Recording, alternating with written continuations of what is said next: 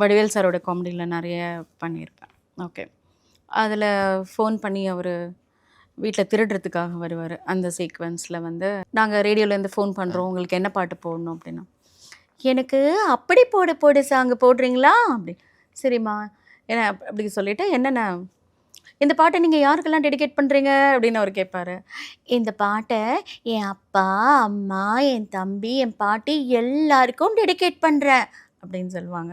அந்த சீக்வன்ஸ் நல்லாயிருக்கும். வேறு காமெடி ஜோரில் பென் அப்படின்னு சொல்லுவாங்க. பென்னை கொடுப்பாங்க. பென் நான் ஸ்விட்சர்லாந்துலேருந்து வந்திருக்கேன் அப்படின்னு சொல்லுவாங்க.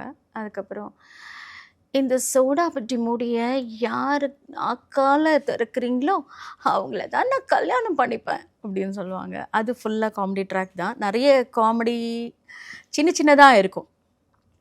சின்ன சின்னதாக இருக்கும். நான் அழகி போட்டிக்கு போகிறேன் அப்படின்னு சொல்லுவாங்க. அது அதுக்கப்புறம் அந்த இந்த படத்தில் படிக்காதவன் நினைக்கிறேன், அந்த படத்தில் அருக்காணி அந்த சீக்வன்ஸில் அதில் வரும்.